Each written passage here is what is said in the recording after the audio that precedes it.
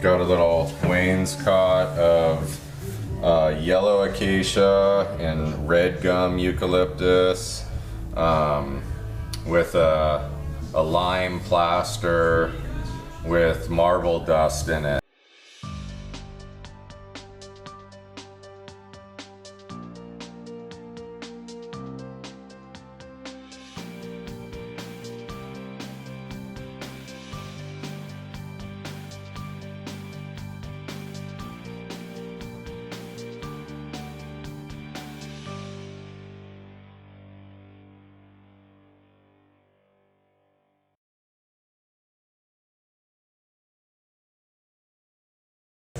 I'm Nicholas Burtner with School of Permaculture, and guys, I'm just north of Santa Barbara right now with my new buddy Guner. And Guner is well, first and foremost, he's been on this property for like 7 generations, yeah. And he's a master woodworker. And so we're in a house that is mostly finished. And Guner, tell us a little bit about this house. Is it off-grid? We're in an area where we're very close to all utilities and all that, so we're not off-grid. We're tied into the grid, but we wanted to design an energy-efficient, passive solar designed house. Happened to be into woodworking, so using wood made a bit more sense for me, but I'm a natural builder.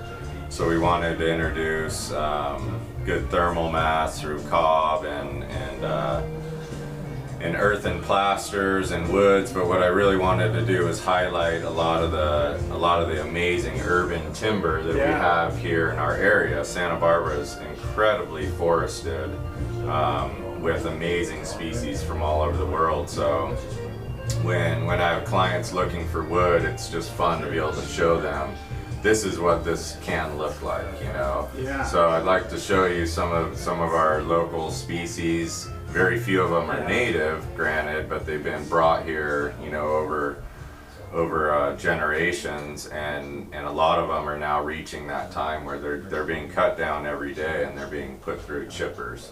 That's pretty much standard, is everything gets chipped, and so I'm trying to stop that from happening. So yeah, we can talk a little bit about the house design and a little bit about the wood. We're obviously sitting in the bathroom right now. He's sitting in the bathroom. I'm sitting on the composting toilet that does have a water barrier, so a lot of people are concerned with dry composting toilets. This composting toilet actually has it's a micro flush composting toilet. We can show you the actual unit that lives outside, where red worms are doing a lot of the work for us. But that's why the toilet's sitting up high a little here is to get the fall to the outside central composting unit.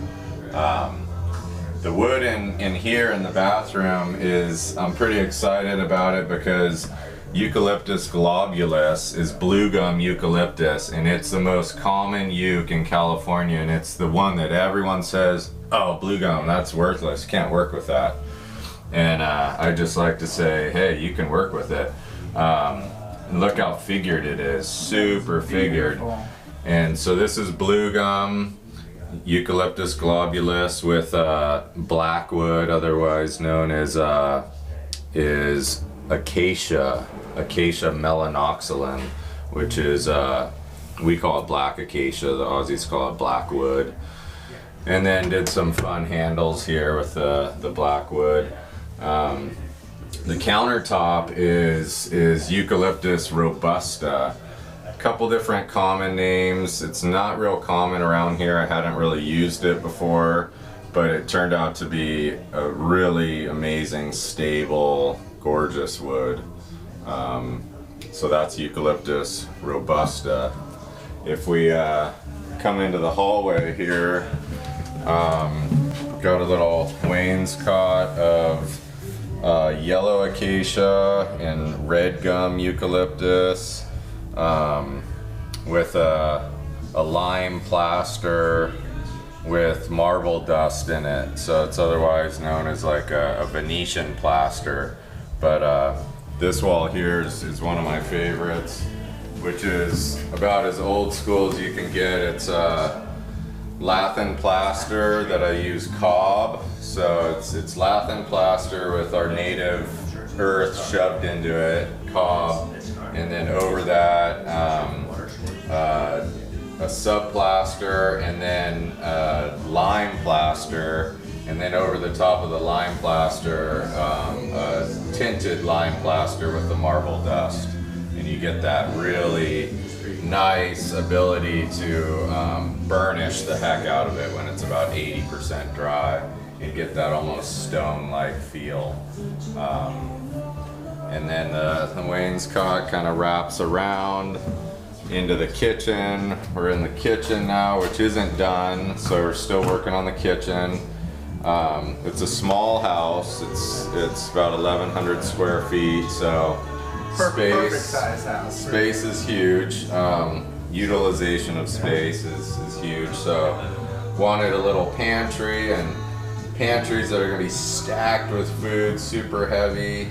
Hardware on the market, they wanted like $700 for the special, you know, heavy duty glides. And we're obviously building this on about as small as budget as you can imagine, doing everything myself, milling all the lumber myself, salvaging all the materials, utilizing Habitat for Humanity. So we ended up using skateboard wheels, big giant independent trucks and Kryptonic wheels for the glides. And how do you think it operates? You know, it's pretty smooth. This is better than any $400, $500 hardware stuff you got going on. Yeah. This is amazing, man. Reclaiming stuff. I think what people are going to get away from this is, you know, acacia goes everywhere. It's a nitrogen fixer. So here we are stacking functions again. You know, we're stacking functions. The sacrificial trees, all the trees that, you know, in the Texas region, there's cedars. Other places it's mesquite. Eucalyptus is a big weed tree. All these weed trees that we think, you know, the commonality think they're just worthless. Look at what Guner's doing. So this is an amazing opportunity that we have to take what, you know, what people call waste and turn it into something beautiful. This is looking wonderful, Guner. Thank you. So the kitchen's just getting wrapped up. More black wood here with another one of my favorite species of wood, which is Grevillea robusta, which is silky oak. Oh, nice. Another wood from down under, just phenomenal to work with. Incredible figuring. I'll show you another piece over there that's just super, super pretty wood. It's not a, you know, it's called silky oak, but it's not a quercus. It's a Grevillea, and then more of that Eucalyptus robusta here, and then now we're in construction zone. Finishing the kitchen. But step down here to the family room area here and have a look at the earthen floor. Oh, nice one too. So this is the color of our native soil. It's super dark, beautiful. Some straw flecks in there. There's hydronic tubing in the floor for winter time, even though we're in Southern California. It's a really effective way to heat the house. And the passive solar design of you know, using your overhang to compute your latitude and your overhang.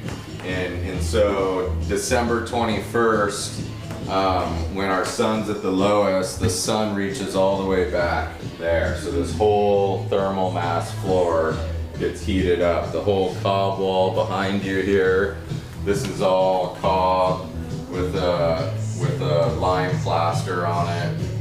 So all this gets this sun in the winter when it's cooler, and then in the summer, the sun basically stops right outside. So none of this gets sun. And that's just due to the overhang outside related to your latitude. So nice Fisher stove we got going here. Connected to your thermal mass. That looks fun. Yeah, and more of the silky oak slab over here. Just such a great wood. Really, really nice wood. Awesome, man. So a lot of good things happening here. Thermal mass, natural building construction with earth, flooring, and using local wood. Not going into a nascent forest. If in this area it would be the redwoods or maybe the Amazon or whatever, milling that timber, using really local, uber local species and stuff and just becoming mulch, man. Gunner, you rock, man. Thanks for the tour. Yeah, for sure.